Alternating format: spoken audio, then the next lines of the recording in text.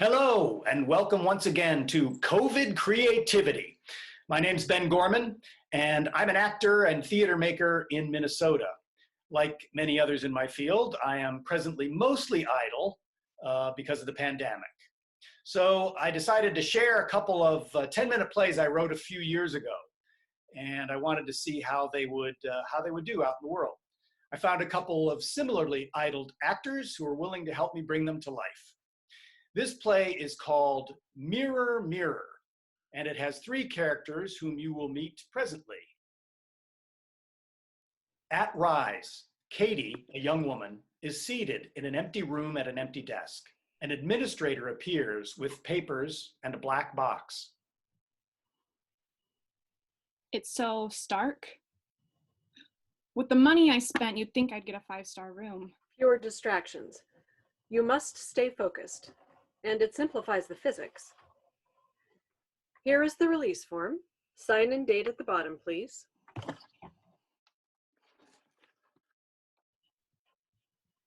Client further acknowledges the risk of physical and psycho-emotional harm.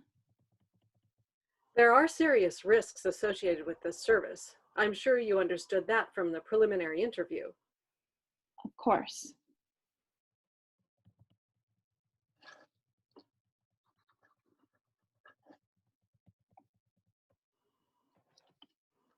Thank you. Now, it is very important that you follow the instructions we gave you. When I leave the room, I will lock the door and it will remain locked until the artifact is once more secured in the case. You'll open it by pressing your right thumb on the thumbprint pad next to the lock here. Do you understand? Yes. Very good. Are you ready? I think so. Good luck. Thanks.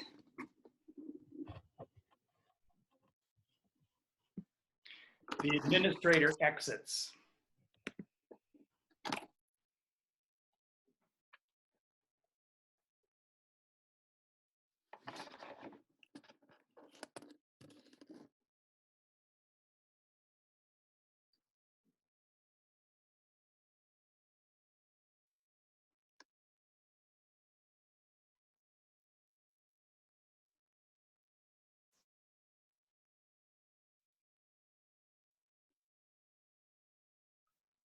A woman appears behind Catie. They see each other in the mirror.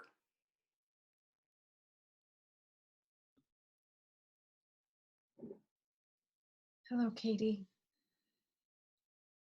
The temptation will be strong, but don't turn around or the connection will be lost. I know, they said. I've been anticipating this moment since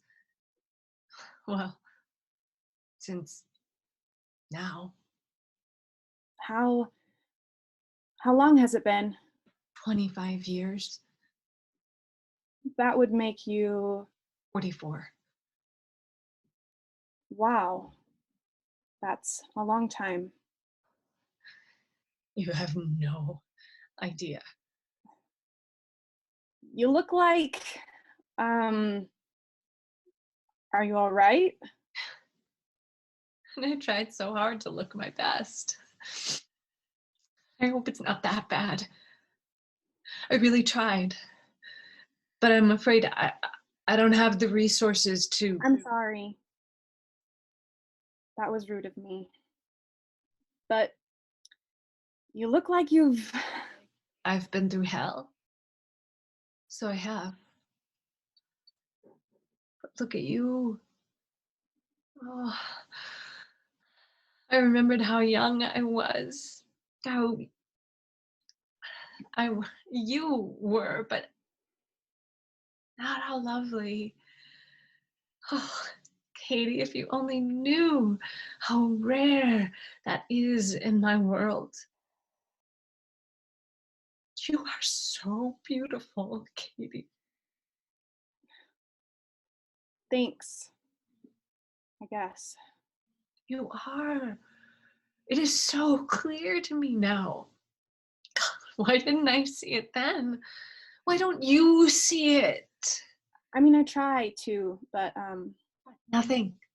Catie, truth is truth. That is not why I'm here, though, is it? Go ahead. Ask me what you want to know, Catie. Well, my life is such a mess, and I don't know what or where to do, or will I, or I just want, I want to see if things will work out. If you're going to be all right. Yes. Yes. Catie, take it from me, it will all work out for you. In fact, I'm here to make sure of that. Oh, thank you. Thank you. That's great. I'm so glad. You are welcome. But before, when you said you've been through hell, what happened? Where to begin? This will be hard for you to hear, Catie, and I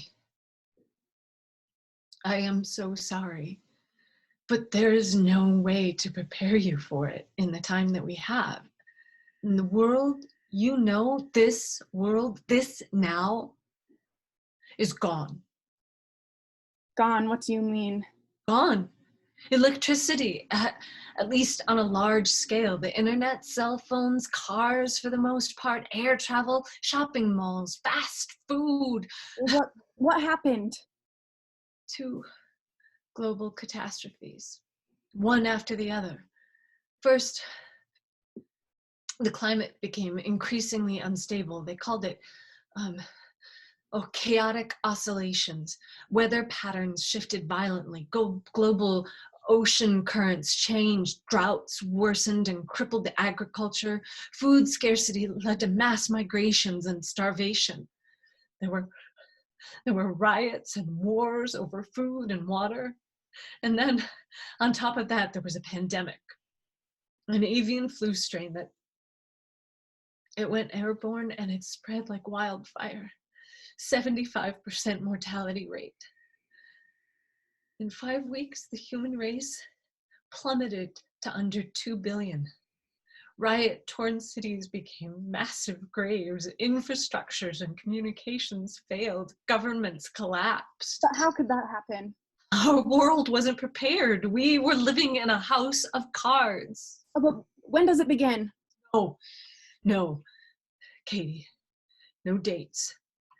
It's not long from now, but I won't tell you when. But I have to do something. No, it's already too late. There's nothing you can do, nothing anyone could have done.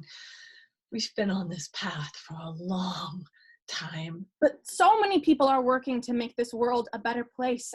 I mean, just look how it's improved. It wasn't soon enough. The tide was turning, yes, but in the end, we were too late.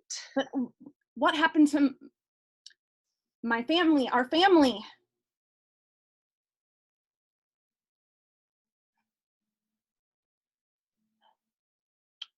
But how did you survive? Natural immunity.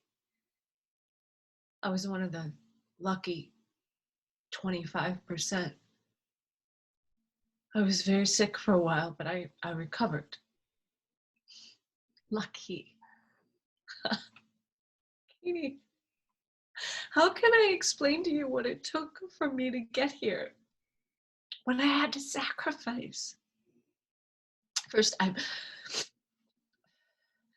not Catie anymore. I left you behind a long, long time ago. I had to. I don't even use that name. It's just Kay now. And that might seem silly to you, but it is essential to me. I had to change who I was in order to survive. I had to make a choice at a basic animal level, and that meant giving up all that I had been, all that came before, and not just the veneer of social order and an easy life. No, the core of who I believed myself to be.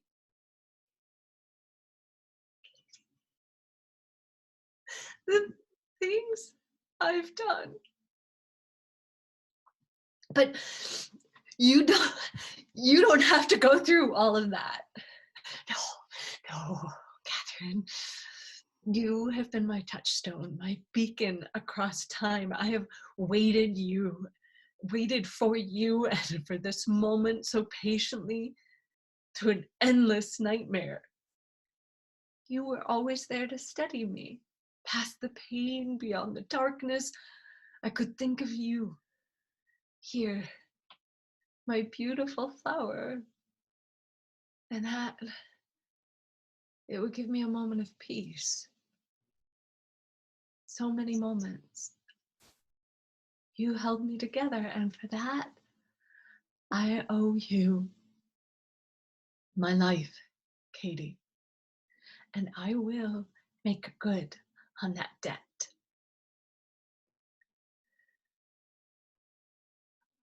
I can spare you the hell we had to endure. The unspeakable things. No, I'm here to return the gift. I can save you from 25 years of horror, that misery of bottomless grief that is your future. With one bullet, I can end my suffering and prevent yours. I can save us both. No. It's my life. I get to choose.